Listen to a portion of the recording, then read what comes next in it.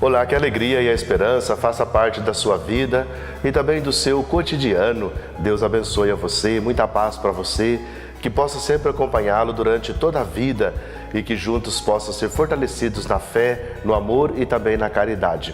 A partir de hoje daremos uma série de explicações de alguns símbolos, de alguns objetos, alguns sinais que nós usamos na celebração da Eucaristia, da nossa missa, também da igreja, dos outros sacramentos, que nos ajudará de fato a vivenciarmos sempre a experiência do amor e da bondade.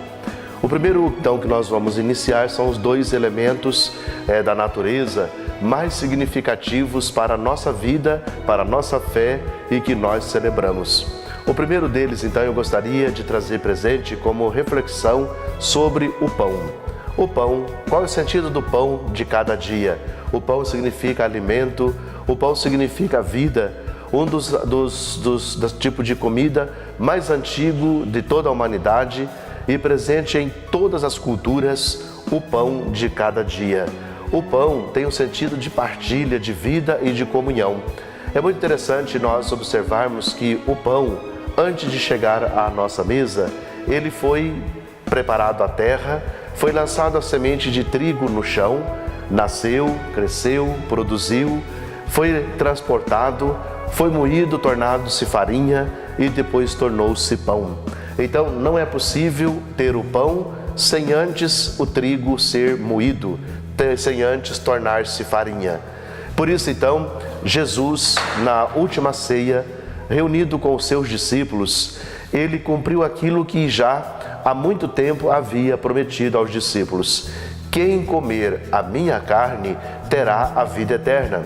Quem comer da minha carne terá comigo parte também no paraíso. Por isso então, o pão, esse sentido de comunhão, de unidade e de amor do qual nós vivenciamos. Jesus então, era noite, nós sabemos que às vésperas da sua paixão, ele reuniu com os seus discípulos para celebrar a Páscoa judaica. E naquela noite, ele tomou nas mãos o pão. Ele tomou o pão, dá graças. Dar graças significa Eucaristia. A palavra Eucaristia, a tradução significa dar graças, bendizer, louvar ao Senhor. E Jesus sempre dirigia-se ao Pai orações de louvor, de comunhão e de vida. Então o pão do cotidiano, o alimento cotidiano, o pão era o alimento dos mais simples, pois todos, a pessoa por mais pobre que ela fosse, por mais simples que ela fosse, ela alimentava-se do pão. E então por isso o pão é um alimento presente em todos os grupos, em todas as classes sociais. E Jesus então naquela noite, ele tomou o pão, partiu, deu graças e deu aos seus discípulos. E disse: tomai e comei, isto é o meu corpo, é isto que eu estou doando para vocês. Ou seja, aquilo que eu prometi durante toda a vida pública, aquilo que eu ensinei, aquilo que eu falei, agora de fato é o seguinte: eu vos dar o pão e vocês poderão alimentar-se no cotidiano. Então nosso Senhor Jesus Cristo nos deixou como sinal o pão nosso, o pão também como sinal de partilha, de comunhão e de vida. E eu tenho aqui presente este pão, que é o pão que nós usamos em todas as celebrações da Eucaristia.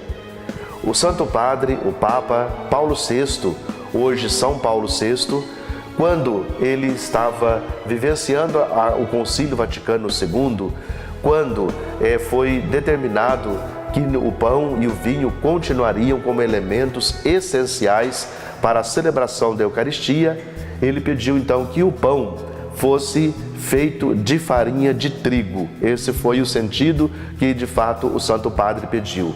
Também este pão que nós usamos, ele somente água e farinha. Esse pão não contém fermento. Por que o pão que nós celebramos a Eucaristia não tem fermento? Na verdade, é conhecido como pão ázimo, que pode ser feito em casa de uma outra forma, mais rústica, mas esse aqui é um pão industrializado.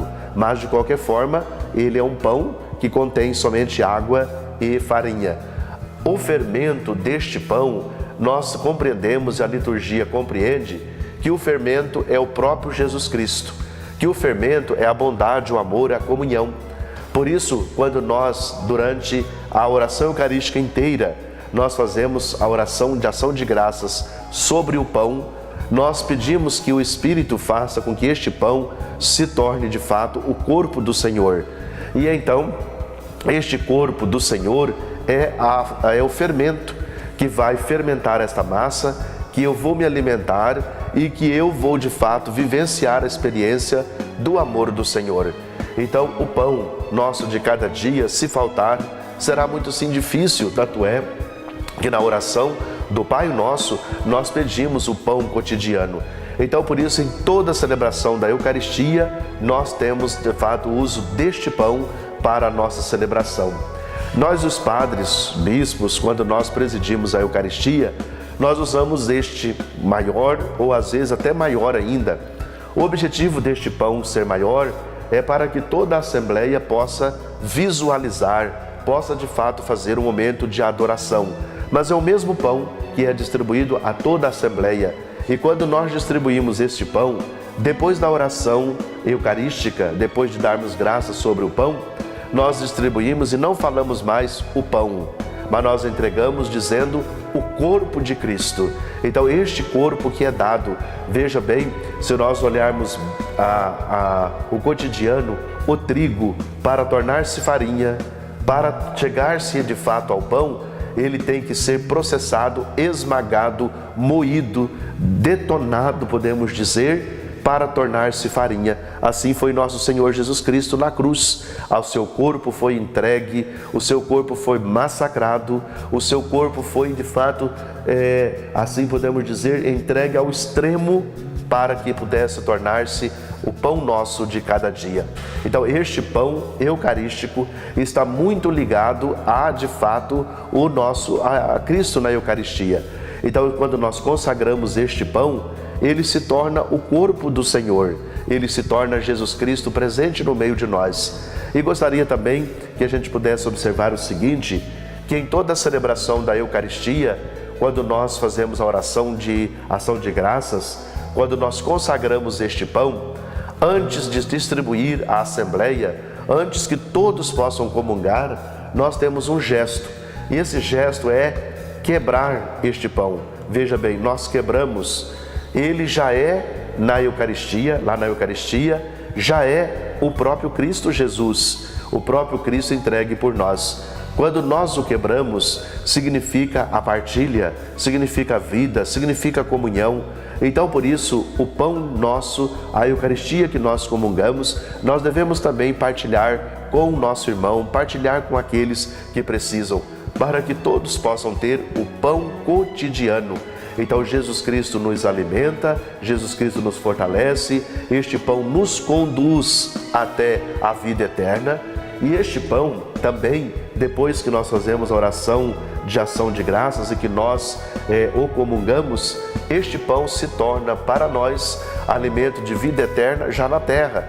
Por isso, então, dentro da nossa teologia litúrgica, nós sabemos que o mesmo pão que nós comungamos aqui na terra, sobre este altar, é o mesmo pão que os santos, as santas comungam no céu.